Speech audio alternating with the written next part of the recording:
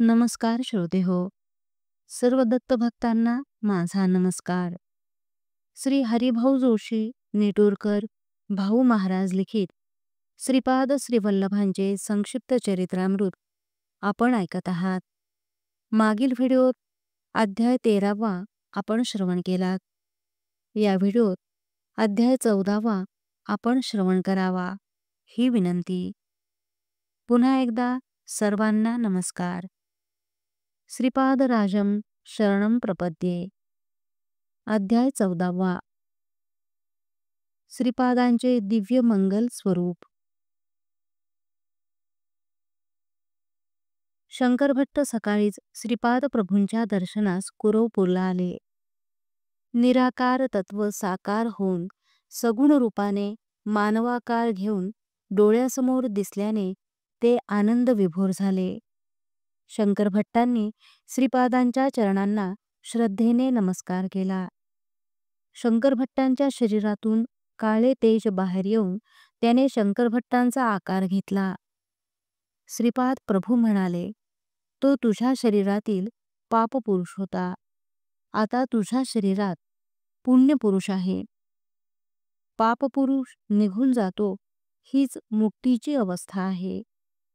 श्रीपादांनी संकल्पानेच अग्नी निर्माण केला व तो पापपुरुष अग्नीत भस्मसात झाला. शंकरभट्टांची गुरुचरण नावाच्या भक्ताशी भेट झाली. गुरुचरण म्हणाले, आमच्या घरात खूप आर्थिक समस्या होती. दत्तात्रेयांची आराधना करूनही समस्या सुटत नव्हती. सर्वजण दुसऱ्या कुलदेवतेची निवड करण्यास सांगत असत. एकदा रात्री स्वप्नात एक कसाई आला व म्हणाला, मी दत्त आहे. तू कोणत्याही देवतांची आराधना केलीस तरी त्या स्वरूपात मीच असतो. दत्तभक्तांनी सिंहाच्या छाव्याप्रमाणे असावे. सिंहाच्या पिल्लांना सिंहाजवळ भय नसते. मी तुझा या कोयत्याने वध करीन. तुझे रक्षण करणारा त्रैलोक्यात कोणी नाही. मी भिवून ओरडलो. सकाळी एक हरिदास घरी आला. त्याच्या डोक्यावर तांदूळ व औदुंबराचे रोप होते. तो म्हणाला, हे श्रीपाद श्री वल्लभांच्या आजीचे रोप आहे. हे तुमच्या घरी लावल्यास तुमच्या कामना पूर्ण होतील. मी त्याला स्वप्न सांगितले. तो म्हणाला, पत्रिकेत अनिष्ट काळ असला तर गुरुदेव शिष्याला घोर मानसिक त्रास अपमान पचविण्याचे सामर्थ्य देतात. त्यांच्या भक्तांना प्राणशक्ती देऊन औदुंबर वृक्षातून निघणाऱ्या प्राणशक्तीद्वारा भक्तांचे रक्षण करतात. प्रत्येक औदुंबर वृक्षात श्री दत्तप्रभू सूक्ष्म रूपाने प्रतिष्ठित असतात. मी मोठ्या श्रद्धेने त्या रोपाला वाढवू लागलो. आमचे एक दूरचे कापड व्यापारी एकदा आले व त्यांनी त्यांचा व्यापार मला दिला. मी व्यापारासाठी पिठिकापूरला आलो. मी बापनारिलोंच्या घरी गेलो असता मला श्रीपादांचे दर्शन झाले. तेव्हा ते अंगणातील काटेरी झाडाला कुरवाळीत होते. मला म्हणाले, हे तुझे पूर्वजन्मीचे पिता आहेत.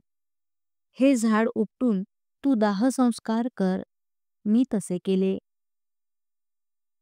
श्रीपाद प्रभू म्हणाले, ऋणानुबंध नसेल तर कुत्रा सुद्धा जवळ येत नाही. कोणी आपणास सहाय्य मागितल्यास शक्य तेवढी मदत करावी, पण निष्ठुर होऊ नये. जर तुम्ही कठोर वागलात तर मी सुद्धा तुमच्याबरोबर तसेच वर्तन करीन. मी सर्व सत्याचे सर्वमय परमसत्य आहे. माझे भक्त मला त्यांच्या भक्तीने बांधून ठेवतात. माझ्या प्रेमळ भक्तांनी श्रद्धेने दाखवलेल्या नैवेद्यांचे मी त्यांचे घरी सूक्ष्म रूपाने जाऊन सेवन करतो. मी अनंत चैतन्य असल्याने उत्तम कर्म करणाऱ्या साधकांना त्यांच्या योग्यतेनुसार फळ मिळवून देतो. माता पिता धन दौलत यांचे हक्कदार त्यांची मुले असतात. तसेच गुरूंच्या तपोशक्तीचे शिष्य वारसदार असतात. गुरुस्वरूप असणारे श्री दत्तात्रेय त्यांच्या शिष्यांच्या वर प्राप्त करण्याच्या अडचणी तपोशक्तीने दूर करतात. मला स्मरण करताच प्रसन्न होणारे दैवत म्हणतात. माझ्या भक्तांच्या हाकेला मी तात्काळ साद देतो.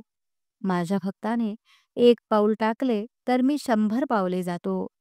आपल्या डोळ्यांच्या पापण्या ज्याप्रमाणे डोळ्यांची काळजी घेतात, त्याप्रमाणे मी माझ्या भक्तांची काळजी घेऊन त्यांना संकटातून सोडवितो.